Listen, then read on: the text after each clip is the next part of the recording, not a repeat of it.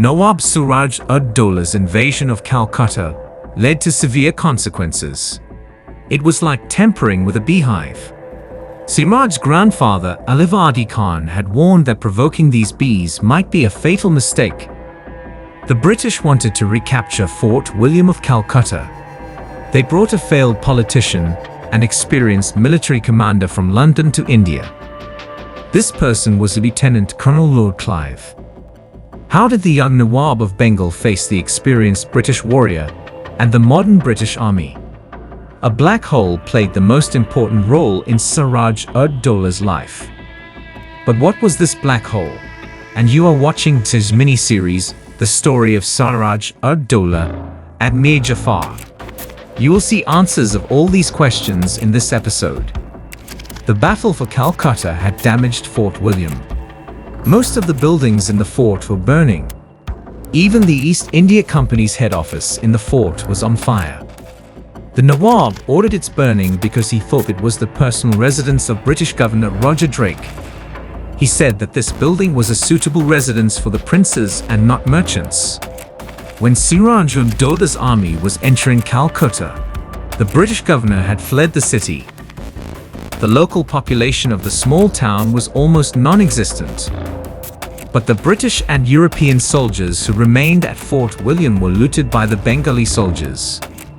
The soldiers' watches, pocket money, and even the buttons of their coats were snatched from them. But no prisoners were tortured on the occasion, because the Nawab of Bengal had declared amnesty for all the European prisoners. That's why Nawab's troops even allowed many European soldiers to move freely. Even they were allowed to keep their weapons. One of these British prisoners was Holwell, an East India Company official. When he was handcuffed and presented to the Nawab, he ordered Mr. Holwell's hands to be untied. He ordered his soldiers to treat the prisoner well. The fort was fully under Bengali control by that evening. Suraj-ud-Dola went to rest in an abandoned house of an Englishman in Fort William. But shortly before his departure, a small skirmish took place. The skirmish triggered a new era of animosity between Bengal and Britain. The British prisoners, who were not disarmed yet, started a fight. A drunken British soldier killed a Bengali soldier who was trying to snatch something from him. The fate of that British soldier is unclear, but the event changed the behavior of the Bengali soldiers. The soldiers complained to the Nawab that it was dangerous to keep the British soldiers free and armed. They suggested to lock up the prisoners for the night to avoid a rebellion. The Nawab was informed that there was a room in the basement of Fort William. The room could be used as a prison. Therefore, on the orders of the Nawab, the British prisoners, numbering about 64, were locked up in the same room. But there was a problem, that the room was only 18 feet long and 14 feet wide. It was only fit for 4 prisoners. But 64 prisoners were crammed into this narrow room. The prisoners were unable to breathe because of narrow space. It was the month of June and the night was humid. There was only one small window in the room for air. The British prisoners gathered pushed each other to stand near the window. Many prisoners were trampled underfoot by their own comrades. The Englishmen locked in the room started calling for help. The guards standing outside heard their cries. They also gave water to some of the prisoners. But they couldn't do more. Actually, the prisoners were locked up in the room on the orders of the Nawab. Only Nawab could order to transfer them to any other place. The guards could have informed the Nawab, but nobody informed the Nawab. The Nawab of Bengal was asleep, and none of his soldiers dared to disturb him. Now it was impossible to transfer the prisoners. Dozens of British prisoners died because of suffocation and thirst. The prisoners remained in the same cramped room until 6 o'clock in the morning of June 21, 1756. When Nawab Suraj-ud-Dola woke up, he ordered to rescue the prisoners, but it was too late. 39 out of 64 English prisoners were dead. My curious fellows, this event is known in history as the Black Hole of Calcutta. The tragedy provided a great propaganda tool to the British and the East India Company. News of the tragedy reached most of the British bases in India within a few days. The British propaganda machinery exaggerated the number of the dead prisoners. The British claimed that at least 146 prisoners were brutally crammed into a small cell. Only 23 prisoners survived the night. From India to London, the British demanded revenge. The British dubbed the tragedy the Black Hole of Calcutta. They tried to prove that the Indians were savage people. They claimed that it was futile to expect anything civilized from the Indians. In this way, they tried to justify the British control of India in future. The tragedy remained part of the English curriculum for the next 100 years. In this way, the British children were given a negative image of India. The British later built a memorial to the event, which still stands in the courtyard of St. George's Church in Calcutta. Do you know who wrote the whole story of the Black Hole first? The writer was Holwell. He was the same Holwell who was treated well by Nawab Siraj-ud-Dowlah. So the monument of the tragedy still stands in Calcutta today. But the tragedy's credibility is still doubtful. Many historians like Muhammad Omar have expressed doubts about this incident. Muhammad Omar writes that Holwell did not write about the tragedy until 5 months after the event. He wrote about the tragedy while on his way to England. He probably made up the whole story to enjoy his journey. Muhammad Omar also objects that so many prisoners can't be cramped in such a small room. In addition, historian Ghulam Hussain, who was the strongest critic of Siraj-ud-Dowlah, did not even mention the incident in his book. So, this incident is a controversial event in history, and its details are questionable. It is possible that this event never happened at all. Now this incident may be true or fabricated, but one thing was certain. The British used it for propaganda against the Indians. They created a successful environment for military action in Bengal. On the other hand, Siraj-ud-Dowlah was completely unaware of the effect of the conquest of Calcutta and the alleged Black Hole incident on the British. He didn't know about the consequences. So after the conquest of Calcutta, he set out to quell the revolt of his cousin Shaukat Jang. He had abandoned his first campaign against him to conquer Calcutta. Shaukat Jang was the governor of Purnia province of Bengal. He wanted to overthrow Siraj-ud-Dowlah to become Nawab of Bengal. Siraj-ud-Dowlah crushed the revolt and killed Shaukat Jang in the battle. After 2 successful military campaigns in Calcutta and Purnia, Siraj-ud-Dowlah confidently returned to Murshidabad. It was a great success for the 23-year-old Nawab Siraj-ud-Dowlah. The Bengalis now believed that he was a strong and capable leader. On the other hand, East India Company was anxiously planning to avenge the conquest of Calcutta. You watched in the first episode that this war was triggered by the French Navy. A young man had seen the French fleet in the Scourf River. Surprisingly, that fleet never reached any coast of India. It is possible that the fleet was going somewhere else. This event is also lost in history. But the departure of the French fleet had triggered a decisive battle between the British and Siraj-ud-Dowlah. This was the war in which the East India Company was apparently in a weaker position than Nawab Siraj-ud-Dowlah. It could not fight the Bengali army. Then why the British were preparing to fight the Nawab when he was stronger than the British? 1756 was the year when the British had not yet become a military power in the subcontinent. They had few forts along the Indian coast where they had small contingents of troops. The British could not muster more than a few thousand soldiers for any military campaign. Even their small military contingents were mostly comprised of the Indian recruits. The Indian soldiers who fought alongside the British were called sepoys. In comparison, Nawab Siraj-ud-Dowlah had a regular army of over 60 to 70,000 troops. In this respect, Nawab Siraj-ud-Dowlah had more power than the British. Siraj-ud-Dowlah's army could have easily crushed the British forces. Any defeat at the hands of the Nawab could have ended the British business empire in India. Bengal could have become a nightmare for the British, so it looked crazy decision to start a fight with the Nawab. But from the military point of view, the situation was not so hopeless. Siraj-ud-Dowla's army was superior in numbers, but the British had a modern force. Nawab's army was not used to facing the modern weapons of the British army.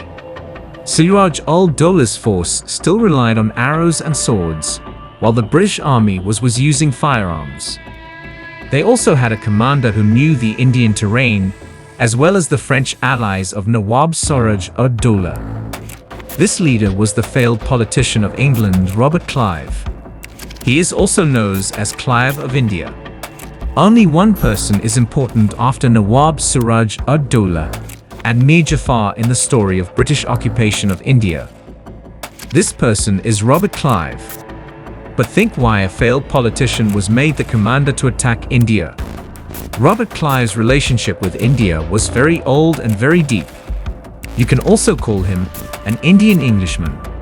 All his wealth and fame came from India. He visited India in 1743 when he was only 18 years old. He came to Madras, Chennai, in India, as an employee of the East India Company. Madras was a major trading post of the East India Company like Calcutta. Robert Clive spent 10 years in Madras and its nearby areas. He understood the Indian terrain and environment. Robert Clive also made a lot of money by investing in India. But he also demonstrated his managerial and military abilities. In 1751, he led a successful military campaign against the French in India. He captured the fort of Arcot with only 500 troops. This city is now part of the Indian state of Tamil Nadu. At that time, the fort was controlled by the French and their local allies. After the capture of the fort, the French were driven out.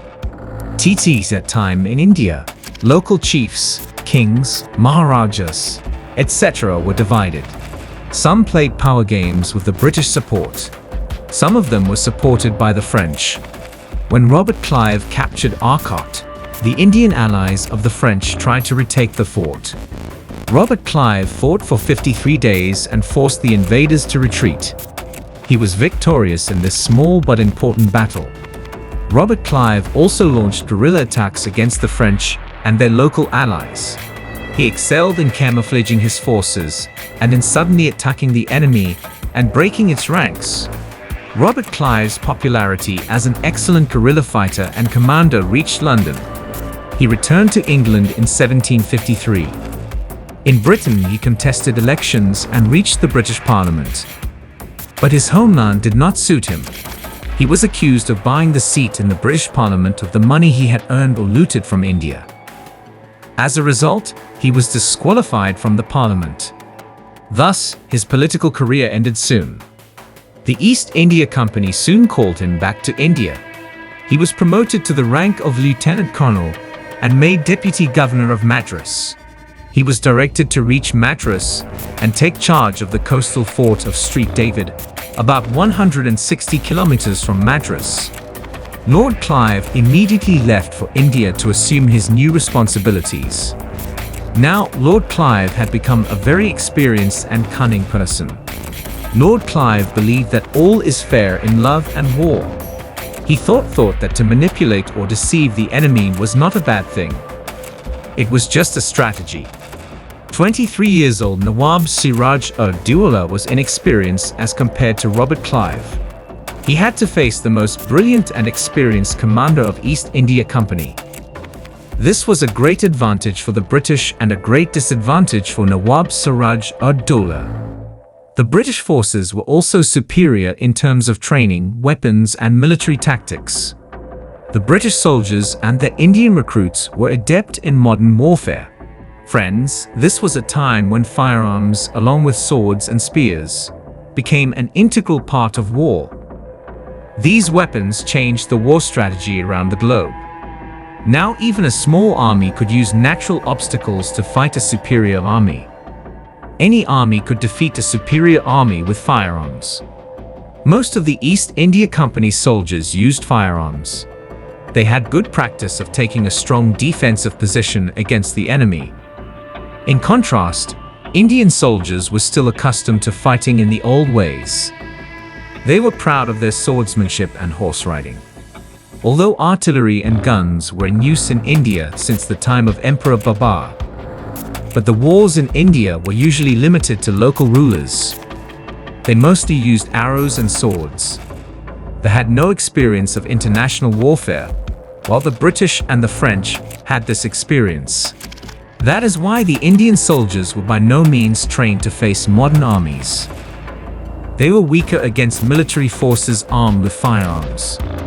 In this situation, the East India Company's decision to fight Nawab Siraj-ud-Dowlah was not militarily impossible. On October 16, 1756, 3.5 months after Siraj-ud-Dowlah's conquest of Calcutta, a fleet of warships sailed from Madras to Calcutta. The fleet consisted of 900 European and 1,500 Indian soldiers. This was a total force of 2,400 soldiers. This force, led by Lord Clive, was going to challenge the army of Nawab Siraj-ud-Dowlah's 60,000 to 70,000 strong army. The commander of this army, Lord Clive, had great faith in a new invention, because it was going to harm the Nawab's army. What was this invention? 18th century guns took a lot of time to load, fire, and reload. But the British Army was inventing new weapons to improve its efficiency in the battlefield. The British were making new weapons. The British Army had received a new gun that was quickly loaded and reloaded. This was the Brown Bess gun. This gun had greatly increased the British firepower. A British soldier could easily counter several armed Indian soldiers with this gun. Thus, Lord Clive continued to march towards Calcutta. He was confident of victory. His ships entered the Hooghly River, passing through the Bay of Bengal. You have knows that the 18th century Calcutta was comprised of Fort William and small settlements around it. Fort William was located on the banks of the Hooghly River. So Lord Clive moved his ship up the Hooghly River. There is another thing you need to know about this invasion. The British had no plans to conquer India or remove Nawab Siraj-ud-Dowlah from the government. Lord Clive was sent only with instructions to retake Calcutta. He was ordered to force the Nawab not to interfere with the company's affairs in the future. With these two goals in mind, Lord Clive was advancing on Calcutta. Lord Clive arrived near Calcutta in December 1756.